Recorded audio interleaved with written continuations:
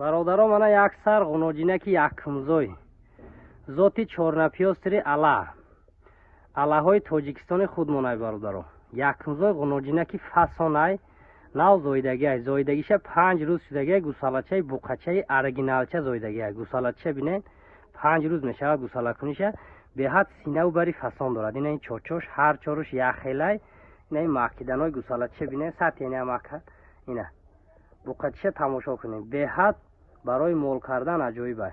یک کمزوی غنوجین سرش بینین چه خیلی فسانه اینه ماشاءالله گواه اینه برادران تماشا کنید. از جوشیدناش هم نشان میتیم راهگردیاش هم میشود گیرین ها جوشیدناش نشان تیم. اینه برادران جوشیدنای گاو اینه 4 سینه‌اش یک خیل کار میکند برادران. اینه آسان جوشک سینه‌ش هم قپی شیرش میبروید. اینه شیرش هم عجایبه. نه ساختی سینه گاو برادران. نواز قفاهای سینه‌اش تماشا کنید خیلی سینه‌ش ترنگ کردن برادران. خالت سینه‌ش تماشا کنید. نه خالت سینه برادران نه بوقچه‌ش. نه بوقچه‌ش ارگینال بوقچه زایدگی 5 روزه بوقچه. سطح بوقچه گواه سو گردونه. گواه خوشرو تماشا کنید برادران. کسی ده معقول کی باشد اینه زنگ زده خریداری میکنیم برادران. اینه غنوجین قطعی سراغ گردونه.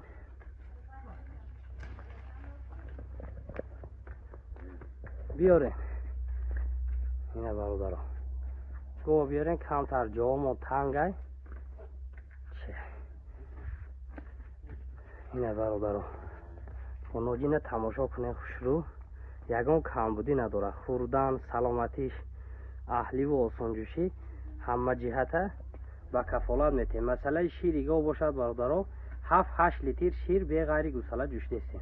خپین گاوا او سایگی دکشین خپین گاوا. نه برادران بوقچه تماشا کنید خیلی کسی ده معقول شده باشد زنگ میزنه خریداری میکنید. 7-8 لیتر به غیر همین بوقچهش میجوشیم برادران. با گوسالچهش میخورد. خوشو تماشا کنید. کسی ده معقول شده باشد زنگ زده خریداری میکنید. مثلا نرخ گاو باشد برادران 20,800 سامانی 20,800 سامانی باز معامله دارد. پیروز دستافکش هم به پرابلم لوبوی جو دستافکه کرده میتیم. کسی ده معقول شده باشد زنگ زده خریداری کنید. ستویکه گاو تماشا کنید. اول پروردگار کسی میگیره رحمتش میگیره. گردانه ایسو گاو کشین گوسالچه شفشه شما ده میگیره. اینه برادران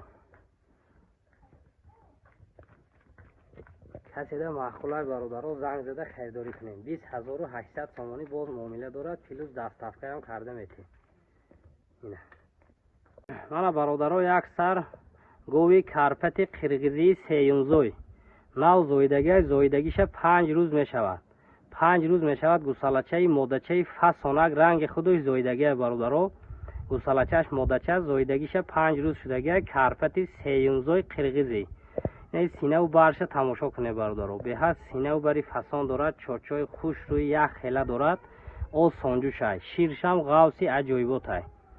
مثلا شیر گاو باشد برادران 13-14 لیتر شیر دارد. ما 10 لیترش به گارانتی به کفالتش میتیم. 10 لیتر شیر شب و سحر به کفالت به گارانتیش میتیم. گاو خوش رو تماشا کنید. خورد و خوراک سلامتیش اهلی و آسانجوشی همه جهته به کفالت به گارانتیش میتیم. کسی ده معقوله زنگ زده خریداری کنید. گوسالچهش مادچه فسانه یگان عیب و نقصی چی نداره برادران. اینه گاو حاضر جوشیدناش تماشا کنید برادران. 4 سینه‌اش رنگ فانتن کار میکنه برادران. اینه یکم اینه دویم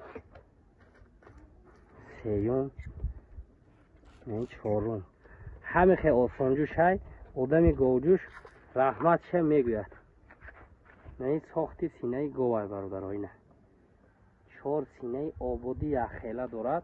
ای خفاهای سینه شد تماشا کنید. یک وقت سینه اینه خالت سینه برادران. سینه ش ترنگ کردگی نیستیم. یک وقت سفر ده سینه کردگی شه. اینه سینه و بری گاوه. گاوه خوش رو تماشا کنید برادران. کسی ده معقول شده باشد زنگ میزنه خریداری میکنه. اینه ماشاءالله گاوه گوسالچش هم فسانه گو خودش هم بهترین گوای برادر. اینه یگان خیلی کم بودی یا عیب و نقص دیده نمیشود برادر. همه جهته به کفالت به گارانتیش میتیم گرفته برکت دیمون برادر. اینه کسی ده معقول شده باشد زنگ زده خریداری میکنیم برادر. گوه خوش شد تماشا کنید. گوه همین قدر میشود برادر. 10 لیتر شیر ده به کفالت و به گارانتیش میتیم. مثلا نرخی گوه باشد برادر 26,500 سومانی 26,500 سومانی باز معامله دارد. پلوس دستافکه در لوگوی جای تاجیکستان دستافکه کرده میتیم. 26,500 سومانی باز معامله دارد. دستافکش هم تا در خانه‌تون دستافکه کرده میتیم برادر. دستافکش پرابلم نیست. همه جهته گاو صد فایده. اول پروردگار آدم گرفتگی رحمتش میگوید برادر.